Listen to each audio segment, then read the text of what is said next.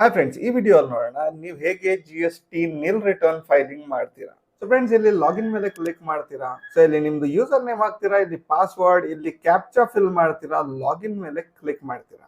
So friends, ಇಲ್ಲಿ ನಾವು file ಮಾಡ್ತಾ ಇದೀವಿ ಡಿಸೆಂಬರ್ ಮಂತ್ದು. ಸೊ ಇಲ್ಲಿ ಹೋಗ್ತೀರಾ, ರಿಟರ್ನ್ ಡ್ಯಾಶ್ ಬೋರ್ಡ್ಗೆ ಕ್ಲಿಕ್ ಮಾಡ್ತೀರಾ. ಸೊ ಇಲ್ಲಿ ಫಸ್ಟ್ ಮಂತ್ ಸೆಲೆಕ್ಟ್ ಮಾಡ್ತೀರಾ. ನೋಡಿ, ಇಲ್ಲಿ Q3 ಅಕ್ಟೋಬರ್ ಟು ಡಿಸೆಂಬರ್ ಅಂತ ಇದೆ. ಸೊ ಇದಕ್ಕೆ ಕ್ಲಿಕ್ ಮಾಡ್ತೀರಾ. ಇಲ್ಲಿ ಡಿಸೆಂಬರ್ ಮಂತ್ ಸೆಲೆಕ್ಟ್ ಮಾಡ್ತೀರಾ. ಇಲ್ಲಿ ಸರ್ಚ್ ಮೇಲೆ ಕ್ಲಿಕ್ ಮಾಡ್ತೀರಾ. ಸೊ ಇಲ್ಲಿ ಫಸ್ಟ್ ನೋಡಿ, GSTR1 ಇದೆ. GSTR1 ನಲ್ಲಿ ನಿಮ್ದು ಸೇಲ್ಸ್ ಬರುತ್ತೆ. ಸೊ GSTR1 ಗೆ ಪ್ರಿಪೇರ್ ಆನ್ಲೈನ್ ಮೇಲೆ ಕ್ಲಿಕ್ ಮಾಡ್ತೀವಿ. ನಾವು ಮಾಡ್ತಾ ಇರೋದು ನಿಲ್ ಫೈಲಿಂಗ್. ಸೊ ಇಲ್ಲಿ ಇದೆ ನೋಡಿ, ಫೈಲ್ ನಿಲ್ GSTR1. ಸೊ ಇಲ್ಲಿ ಕ್ಲಿಕ್ ಮಾಡ್ತೀರಾ.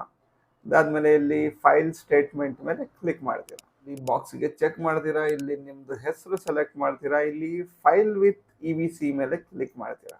ಇವಾಗ ನಿಮ್ಗೆ ಒಂದು OTP ಹೋಗಿರುತ್ತೆ ನಿಮ್ದು ಮೊಬೈಲ್ ನಂಬರ್ ಮತ್ತೆ ಇಮೇಲ್ ಐಡಿಗೆ. ಯಾವ್ದಾದ್ರು ಒಂದು ಇಲ್ಲಿ ನೀವು OTP ಹಾಕ್ತೀರಾ.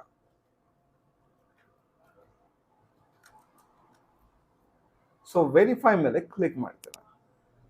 ಸೊ ನೋಡಿ, ಇವಾಗ ನಿಮ್ದು ಫೈಲಿಂಗ್ GSTR1 ಫೈಲ್ ಆಯ್ತು. ಸೊ ಇಲ್ಲಿ ನೋಡಿ, ನಿಮ್ದು ಸಕ್ಸಸ್ಫುಲ್ ಫೈಲ್ ಆಗಿದೆ. ಓಕೆ, ಸೊ ಇಲ್ಲಿ ತಿರ್ಗಾ ರಿಟರ್ನ್ಸ್ ಮೇಲೆ ಹೋಗ್ತೀರಾ.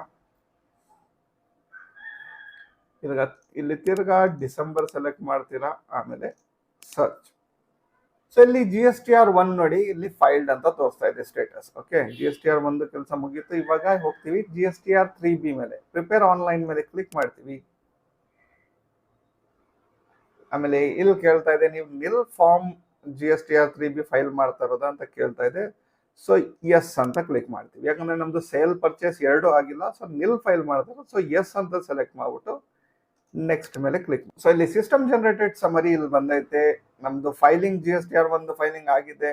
ಓಕೆ, 2B ಅಲ್ಲಿ ಏನು ಇಲ್ಲ, 2B ಅಲ್ಲಿ ಏನು ಡಾಟಾ ಇಲ್ಲ ಇದರಲ್ಲಿ. ಸೊ ಅದಕ್ಕೆ ಇಲ್ಲಿ ಕ್ಲೋಸ್ ಮಾಡ್ತೀವಿ. ಕ್ಲೋಸ್ ಮಾಡ್ಬಿಟ್ಟು ಇಲ್ಲಿ ಚೆಕ್ ಮಾಡ್ತೀವಿ. ಇಲ್ಲಿ ನಿಮ್ದು ಹೆಸರು ಸೆಲೆಕ್ಟ್ ಮಾಡ್ತೀವಿ. ಇಲ್ಲಿ EVC ಮೇಲೆ ಕ್ಲಿಕ್ ಮಾಡ್ತೀವಿ. ಸೊ ನಿಮ್ದು OTP ಹೋಗಿರುತ್ತೆ ಮೊಬೈಲ್ ನಂಬರ್ ಇಮೇಲ್ ಐಡಿಗೆ.